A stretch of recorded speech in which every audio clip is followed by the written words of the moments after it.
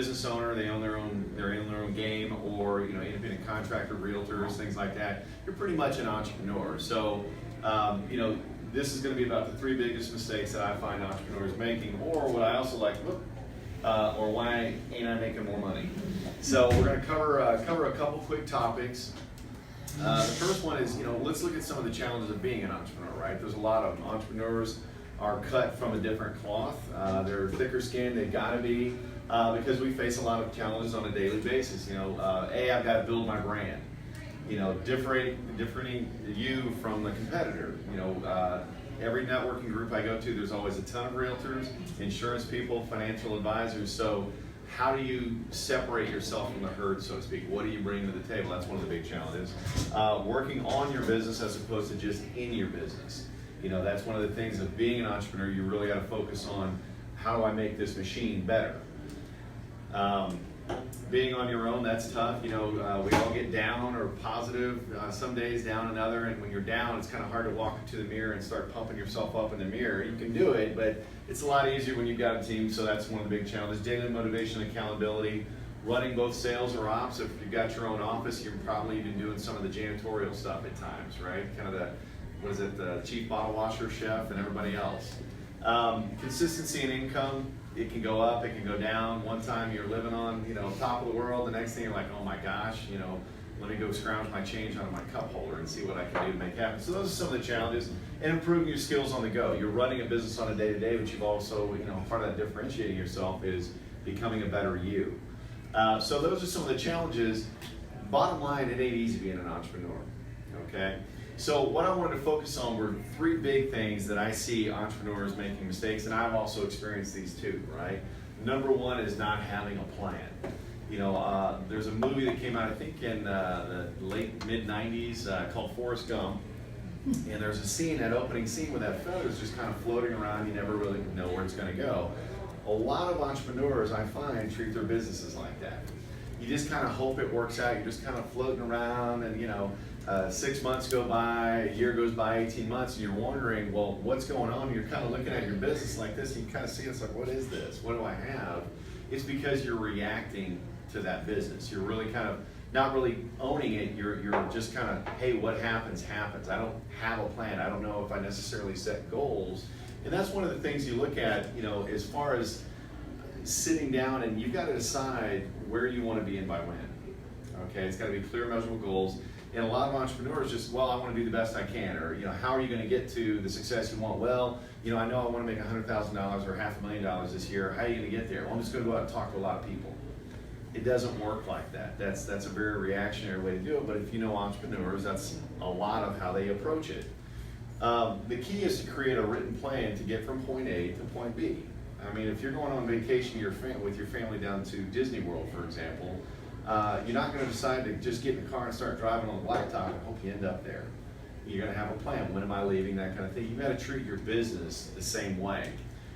Referring to that plan monthly, weekly, or even daily. I know a lot of people that sit down, they'll do a beautiful plan. The next thing you know, they just put it in the back burner, and they look 6 months down. Oh yeah, I forgot I wanted to do that. You got to have it somewhere. I carry mine in my 3-ring binder, in my presentation kit, if you will. It's always there. That way it's a constant reminder of what I need to be doing every month, and I break it down to a daily basis. I need to talk to X number of people every day about my business. You need to sweat the details, or the details will sweat you. The devil's in the details. We've all heard it, right? In the same way to have success in your business. If not, you're going to end up what happened to everything.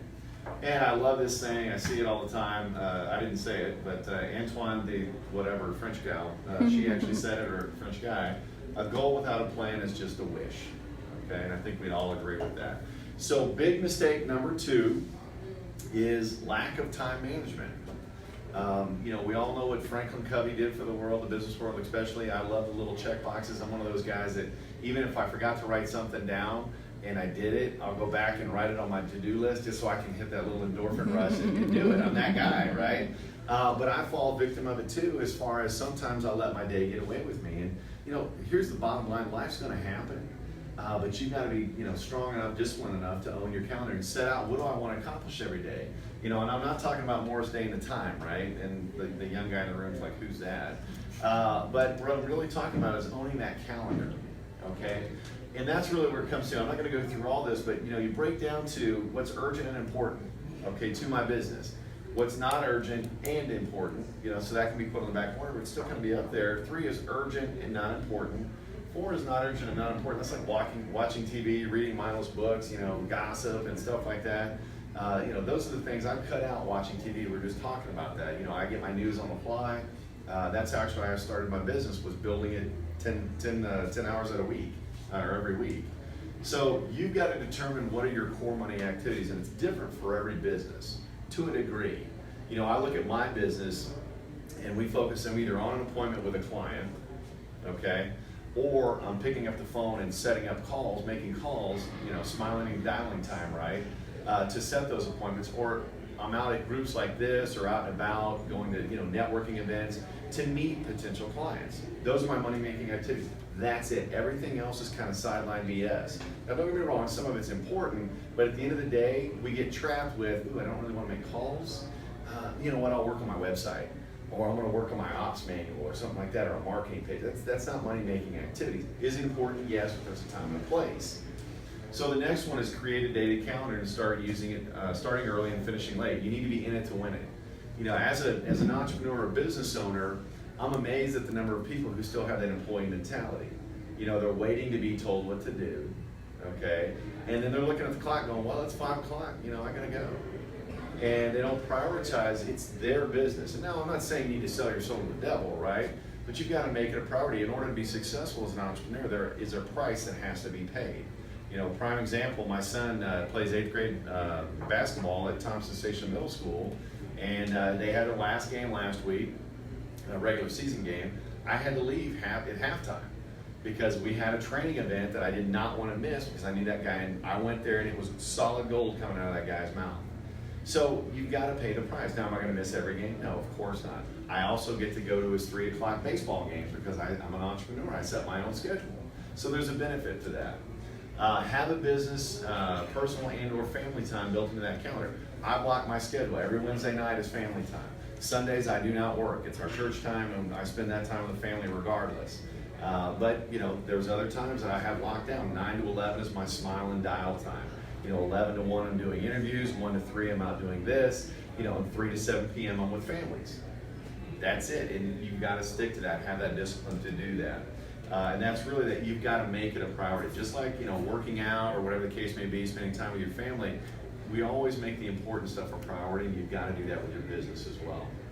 And then lastly is persistency. Never give up. I love this little guy, he wants the cheese, he's got to figure out how to get it. Well, when you're, and I'm not saying consistency, there's a difference. Persistency is being able to deal with the obstacles that come up in front of you. Anytime you're trying to change your life or improve your life, you're going to have the haters come out, you're going to have just life, the universe, whatever you want to call it, the devil is going to throw stuff at you. Period. End of story. Just know that it's going to happen. So you look at it, persistency or persistence is a noun. The definition: firm or obstinate continuance in a course of the action in spite of difficulty or opposition. And I'm one of those guys. It's like the Terminator, right? I'm still going to come. I want my business. I want my goals. I'm still going to do it no matter what. And you've got to really embrace that suck. That's a military term, right? Embrace the suck. It's just part of it. And you should get excited and know that on the flip side of that, that's really what's going to happen when you're having success. You get to see the success on the other side. Because anytime you've gone through a challenge, I think most of us can agree, it's always been better on the other side, right? I've been laid off from my career 3 times back before I started my own company, and every time I was like, oh my gosh, end of the world. But every time I ended up better off on the other side. It was kind of forced growth, right? And there's going to be pain in this. For you men or women that like to do plants, right? It's a green thumb. When you take a plant out of a pot that's become root bound, typically you have to bust the pot, you got to cut up the roots. That's pain, but it's going to do better for the tree. The tree's going to get a lot better on the other side of that. Do you agree? Yeah. So keep your emotions steady. Never go too high, never go too low. That's one of the things that I struggle with. You get really, really high, and then it doesn't work out, and you get really, really low.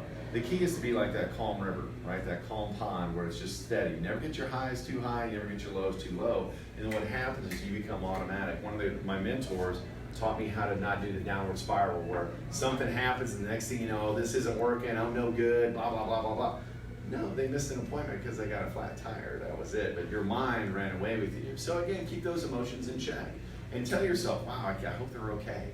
And it just shuts that off. So it's a great little tool or trick. And this is your business. Don't quit. If you look at don't quit, I love it because don't quit. You break down the beginning and end of that, right? The beginning is you're excited and getting going, and then all of a sudden you go through a lot of struggles in the middle, and you have that success on the other side, right? So you look at those two words, don't quit. You take out the middle, the NT and the QU. You have do it. Okay. So remember that. Remember, this is your chosen profession. You chose to do this. Make it happen.